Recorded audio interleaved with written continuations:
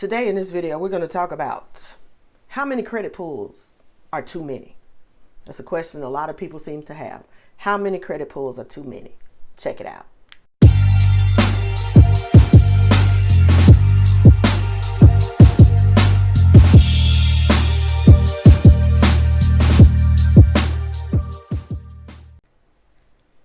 Hi, I'm Rhonda Burgess, and I'm a real estate broker and mortgage underwriter here in the Nashville, Tennessee area.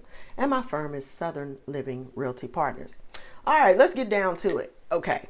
I know we all want to know what's on our credit, how's it reporting, what's our credit score, all that good stuff. But when you're in the process of trying to buy a house, you don't want a bunch of credit pulls. I get it. I dig it. Okay. First of all, I'm going to go back to my old standbys here again. You can still go to annualcreditreport.com for free and pull your credit and see what's reporting on there. Annualcreditreport.com. As far as I know, you can still pull it like weekly because we're still officially in the pandemic. Okay.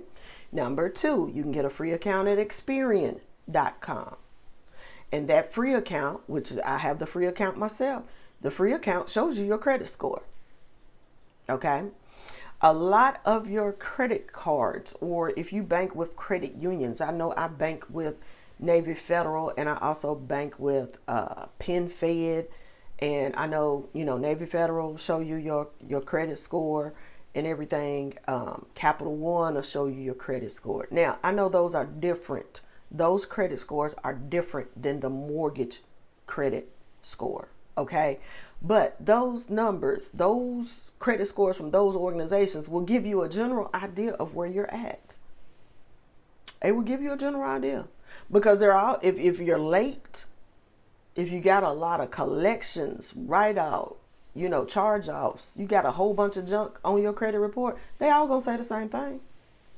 Your credit score is going to be pretty much the same across all these different avenues. They may fluctuate, 10, 15 points here or there, but they're still the same. So again, I would do what I could without letting a lender pull my credit. I would go through the free avenues, see what's reporting, make sure the stuff is reporting right before I approach a lender about getting my mortgage. Okay. So let's talk about that. How many credit pulls are too many? Let's say this, the credit scoring model knows what type of creditor is pulling your credit. Meaning, when you go try to get a car, you go to the Toyota dealership, the Ford dealership, the whoever, okay? But it ends up being like 10, 12 pulls on your credit because they're just shopping it to different lenders to see who will pick you up, who will pick up your loan. Okay. That's for a car. Okay. The credit scoring models, they know what type of lenders those are who are pulling your credit. When you go to do a mortgage, do all of your credit pulls within a short amount of time. Don't let somebody pull your credit in April and then you wait until June or July to do it again. No. First of all, do your homework. Y'all know how I am about do your homework. But number 2, when you get ready, pick out 1, maybe 2 lenders at the most. Okay. And again, do not shop lenders by the interest rate. You know what? You can go to bankrate.com all you want to. Okay. And they'll show you all these lenders. They say, like in Tennessee where I'm at, you can get a 3.05% interest rate. And they list all these lenders, 3.05, 3.05, 3.07, 3.25, all of this. The rate is irrelevant. Truly, the rate is irrelevant. It's all about who can get you closed. I've done the video. I'll link the video where I did talk about, how you find a good loan officer and everything. And I will link Matt's office number in the description as well. Y'all can give him a call. But again, you're not shopping by interest rate. You're only shopping by interest rate if you are a 800 credit score with 25% down. Okay? Because that's a walk in the park. Because then you're splitting hairs over an eighth of a point. Okay? But for most people who may have some quirks in your credit report, you may have had a bankruptcy in the past. You may have had a repo. You may have had a bunch of charge-offs and collections. You may have a bunch of student loans. Hello? Okay? I told my kids today, the other day, I said, honey, look. Sally Mae gonna be at my funeral, checking to make sure I'm really gone. Because, yeah, Rhonda, you know I'm working my thing on them student loans, okay? So, again, those of us who have student loans, whether you have a little, whether you have a lot, your situation is different. Everybody's situation is different. So what you need to realize is you need to find a lender who you're comfortable with, who's going to have a conversation with you first of all, before they even pull your credit. Let's go there. Because if you talking to a lender and the first thing they want to do is, okay, what's your social? Let me pull your credit. Oh, you with the wrong people. Oh, you with the wrong people. Run. Danger, Will Robinson. Danger, okay? You are with the wrong person. You're talking to the wrong person. You need to have someone that you can tell, here's my situation. Okay, you know what? I was on my job for 12 years and then I got laid off in the pandemic, and I've been doing X, Y, and Z to make ends meet. And now I've gotten another full-time job and I'm making more money and I'm doing this. But, and in these 2 years I've been doing Uber and Lyft and Uber Eats and everything on the side. And, I haven't filed my taxes yet because I didn't know if I need to write all that off. What do I need to do? Or I've been on this job, or I've done this, or I've done that. You need to have a conversation with your potential mortgage lender before you let them pull your credit. If they have no interest in hearing your story, then you need to move on. That's the wrong type.